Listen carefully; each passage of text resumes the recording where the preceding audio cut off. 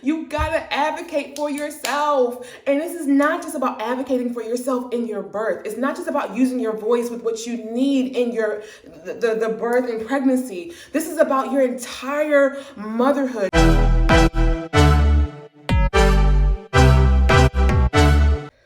Okay, hey y'all. It's Mom Life March on the blog, and this month I am sharing things that I have done differently now that I'm a mom of two.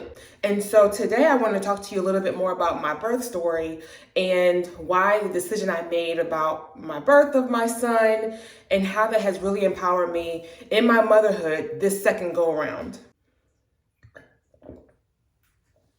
This is my second child. You may not know this, but my amazing, wonderful son was born in the water, y'all. He was a water baby, my water baby.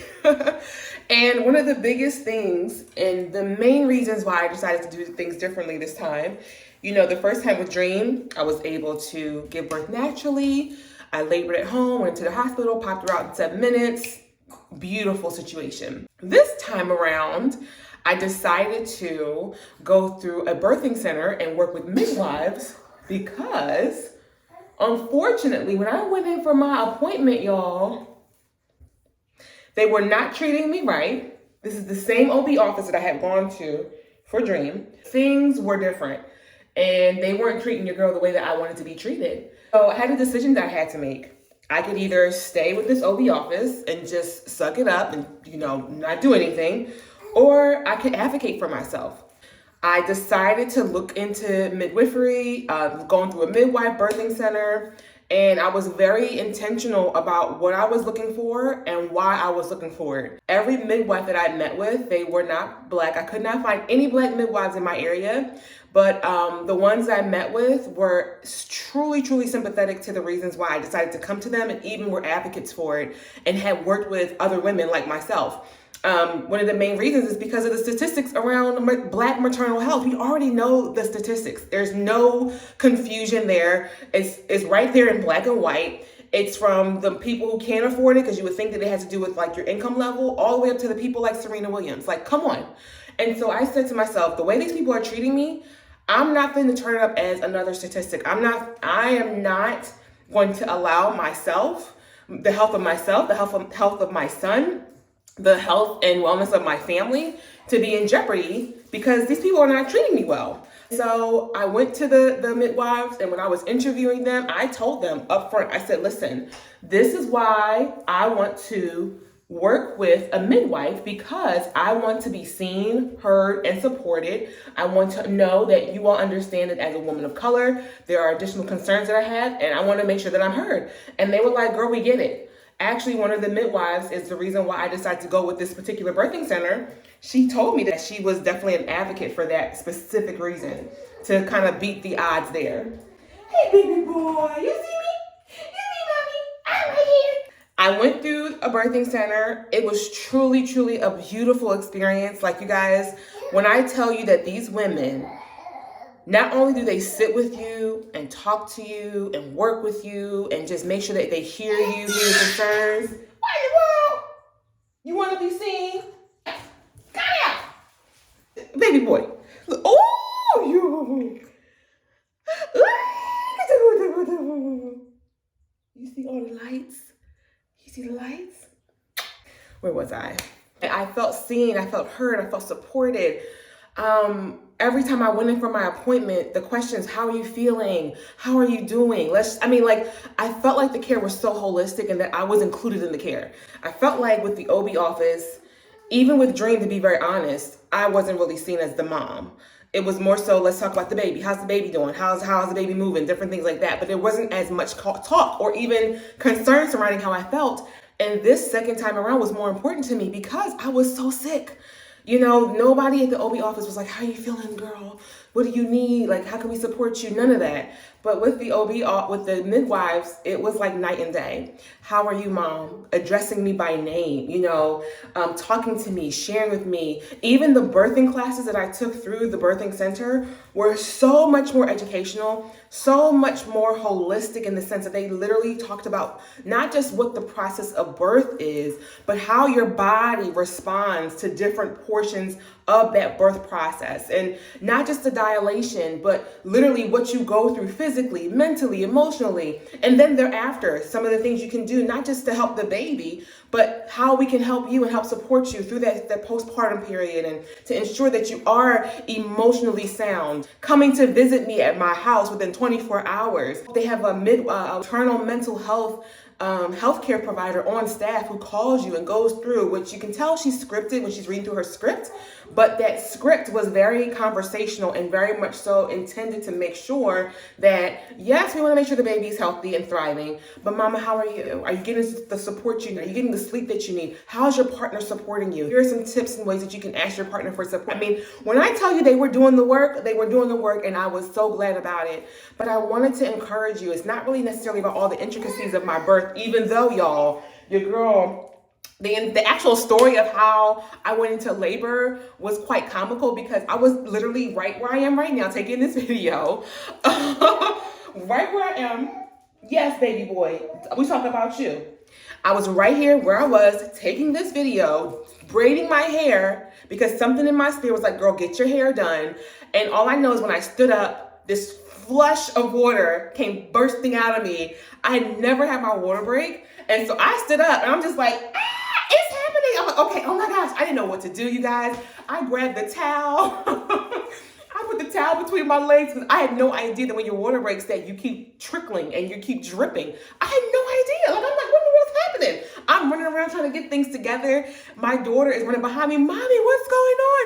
Where are your undies? Mommy, what's happening? And I'm just like, girl, it was a lot. There was a lot of drama surrounding the birth of this baby boy, which I can share more about that another time. Just for the sake of this video and Mom Life March, I wanted to share with you guys that you gotta advocate for yourself. And this is not just about advocating for yourself in your birth. It's not just about using your voice with what you need in the birth and pregnancy. This is about your entire motherhood. And I feel like being able to decide that this one situation wasn't right for me, and then moving into a space where I did move into the care that was right for me, it helped me to see, like, I need to do this with everything that I do, not just about myself, but with my family, with my children. If the care that they're receiving isn't right, I can speak up. If the doctors are saying things that I don't agree with and I need a second opinion, I can speak up. You know, if I don't really care for the way that they're being treated in certain situations, I can speak up. If I don't like the way that I am even mothering them, I can speak up to myself and make those changes. So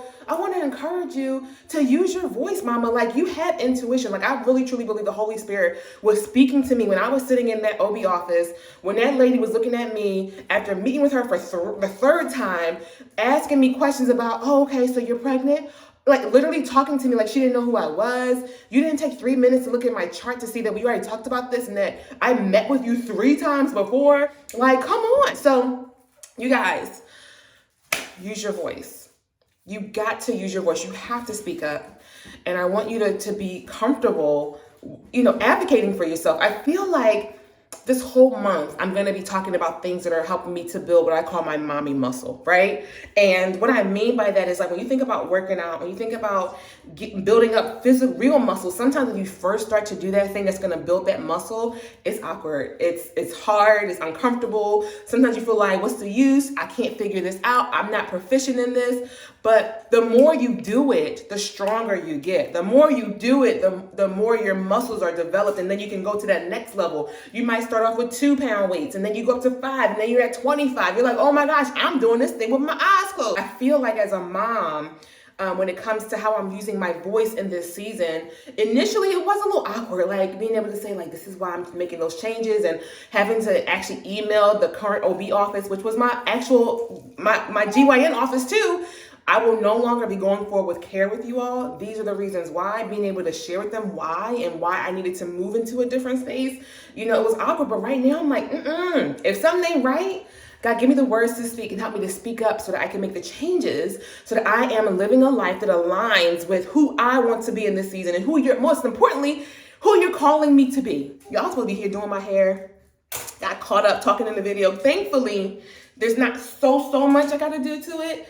I just got to go through and like separate my curls because I got like 6 different curls in here. Like 6. It looks like it's called organized chaos, to be organized chaos, because there's a bunch of stuff going on. But honestly, I actually love the way this hair turned out, and I cannot wait for you guys to see the completed look. I'm gonna go ahead and just quickly do this. Use your voice, mama. Don't be afraid, because right now I know, because I know how God works in my life, and I know that when he tells me to turn on my camera and talk, especially in these random moments where they're not perfectly planned out, there's somebody watching this on the other side. And I truly believe that you are going back and forth about a decision that you need to make. You are going back and forth about something that needs to be said, whether it's to your partner, whether it's to your child's teacher, whether it is to your healthcare provider, your child's healthcare provider, your child's educator. You have something that you have to say, a conversation needs to be had, a change that needs to be made. And I am here to tell you that it is time for you to do that thing. You got to step up and advocate for your child. You have to step up and use your voice to speak the truth that you know aligns with who God is calling you to be and who you want to be in this season. And I'm challenging you, like, don't turn off this video and go back to business as usual. I want you to turn this off, and I want you to say, okay, God, I hear you. What do I need to do? What do I need to say? You know what I mean? That's what you need to do. But yeah, my son was born in the water. Back to the birth story. Baby boy was born in the water, and it was such a surreal experience. When you go through a birthing center, like, I probably will do another video about like the differences between a hospital and a birthing center, because drastic differences. And I'm so glad, like, if I had another kid, if guys just tell us from a burning bush to have more children, I will absolutely, positively, I will go through a birthing center absolutely again. Like, no, hands down, no questions asked. The same exact birthing center, like, because I love them that much. I'll definitely tag their information below. But when they say no intervention and just letting your body do what God designed it to do, unless there are complications, like, that's what they mean. To the point where I'm like, all right, when y'all gonna get in this water and check how far along I'm dilated? And my midwife my doula was like, okay. I mean, it's like this calm. The lights were dim. It was so calm and smooth. Okay, Theresa.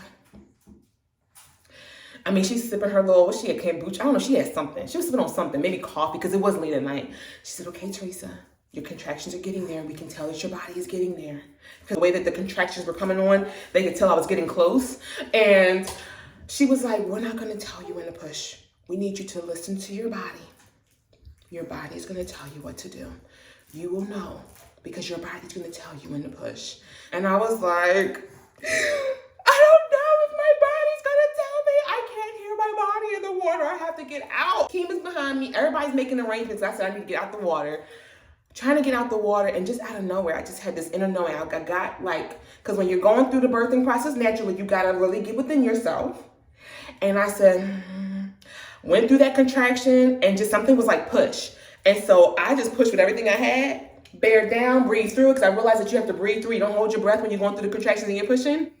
I didn't know the first time around. I just knew to hold to push like I was pooping. I didn't know to breathe through it.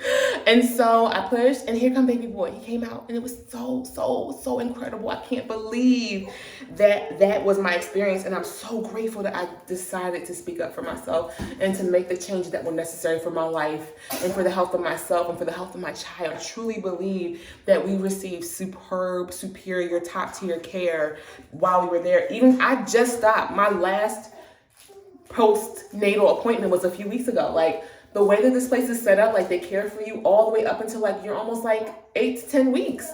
Then they give you a pelvic floor class to make sure I'm just saying, I got so many great things to say. But the point of this video is I'm using my voice differently. The birth of my son was the catalyst that really set this thing in motion, to really say, no, I'm going to advocate for the things that I want in my life, and for the things that I want in my children's life, and for the things that I want to be different. If something is not right, if my spirit is telling me this is not right, if I'm feeling this pull to speak up, I'm going to speak up about that situation. You know what I mean? That's all I got to share. Oh my gosh, you guys. See, I got to step to the side, look in the mirror. Look in the mirror. Wait. Okay, the girl is doing something over here. And like I said, there's a whole bunch of stuff going on in this hair thing. But I need some lipstick. You don't need some lipstick.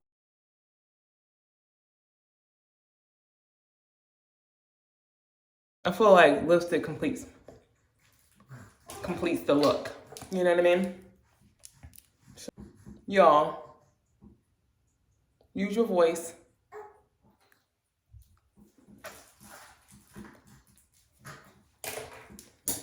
You watching it right now, I already know. Because I know how God works. Okay. How we feeling? Are we feeling cute? Are we feeling it? It's literally giving organized chaos. Like, there's a lot going on. But I refused to sit down. I was waiting for my hair to be delivered and sitting around here looking like who? Like what? And I didn't want to spend any more money because I have like a bunch of leftovers. So I'm just trying to like use my leftovers. So this is like a leftover sleigh. And for right now, it's working. So that's all, you guys. I am super, super excited. So be sure to come back because this whole month, like I said, this is Mom Life March. And I'm talking about all the things that I'm doing differently this second time around. This is how I'm using my voice differently. I'm going to talk about self-care. We're going to talk about, you know, even how I'm tapping into getting myself prepared for legacy with estate planning. Just a lot more things that I feel like we as moms, we don't talk enough about this as moms. As Mom Life March is really the title, is we don't talk about this enough. We don't talk about using our voice enough. We don't talk about advocating for ourselves enough. We don't talk about, you know, how we're using our time enough and all the things. So I'm really excited for how this is going to move forward. Be sure to like, comment, subscribe, and most importantly, share with a mama who needs this reminder. Needs the reminder to use her voice. And I will catch you guys in the next video. Bye, guys.